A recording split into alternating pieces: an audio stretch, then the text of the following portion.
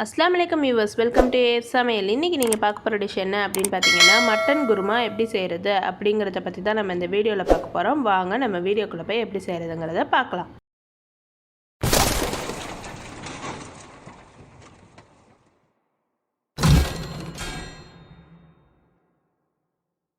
இதுக்கு ஃபஸ்ட்டு நம்ம அடுப்பில் சட்டி வச்சுட்டு 50 ml ஆயில் ஆட் பண்ணிக்கலாம்.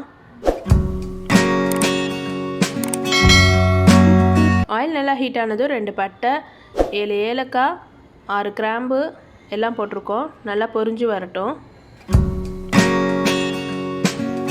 அது பொரிஞ்சதும் 2 கொத்து கருவேப்பிலை போட்டிருக்கேன்.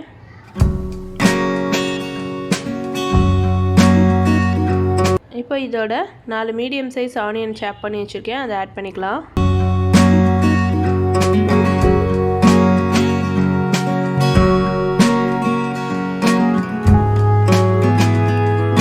ஆனியன் கொஞ்சம் வதங்கி வரட்டும் நல்லா.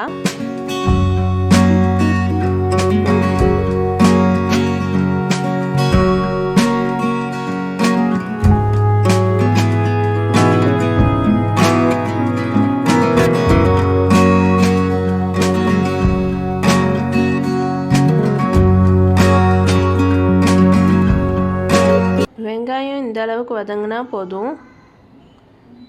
இப்போ இதோட வந்துட்டு நான் 1 kg மட்டன் வாஷ் பண்ணி வச்சுருக்கேன், அதை ஆட் பண்ணிக்கலாம். நம்ம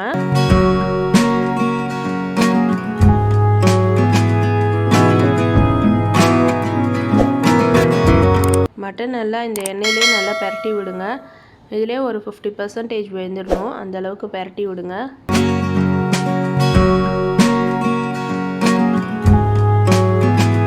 இங்கே பாருங்கள்,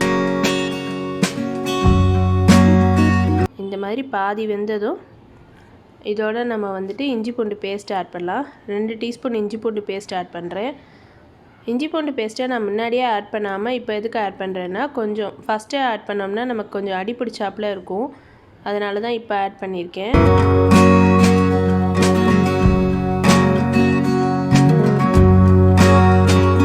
நல்லா இந்த இஞ்சி பூண்டு பேஸ்ட்டோட ரா ஸ்மெல் போகட்டும்.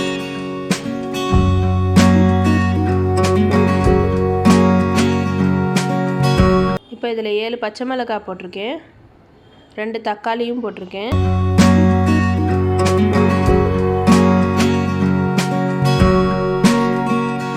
இதை நல்லா பரட்டிட்டு தேவையான அளவு உப்பு சேர்த்துக்கலாம்.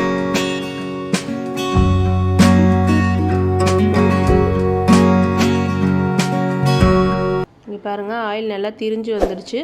இப்போ இதில் 3 டீஸ்பூன் மல்லித்தூள், 1/2 டீஸ்பூன் சோம்பு தூள், 1/2 டீஸ்பூன் கரம் மசாலா தூள், 1 டீஸ்பூன் காஷ்மீரி சில்லி பவுடர். இப்போ இந்த எல்லா மசாலாவையும் நல்லா பரட்டி விட்டுக்கலாம். மட்டனோட நல்லா மிக்ஸ் ஆகி வரட்டும் மசாலா.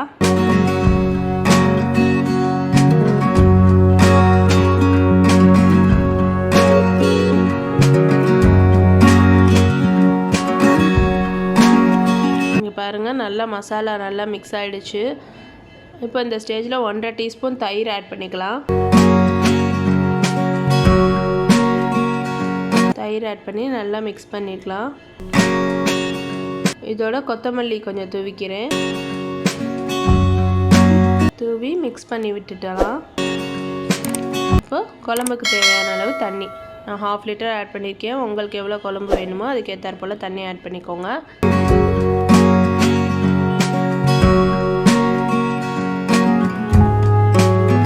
இதிலே நம்ம உருளைக்கிழங்கையும் ஆட் பண்ணிக்கலாம்.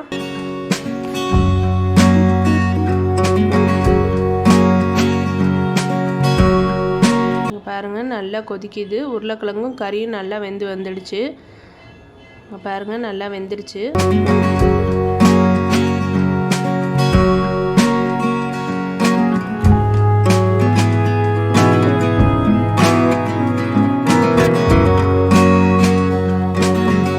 இந்த மாதிரி கொதிக்கிற ஸ்டேஜில் நான் 1/2 மூடி தேங்காயும் கொஞ்சமாக முந்திரியும் அரைச்சி வச்சுருக்கேன், அதையும் இதோட மிக்ஸ் பண்ணிக்கிறேன்.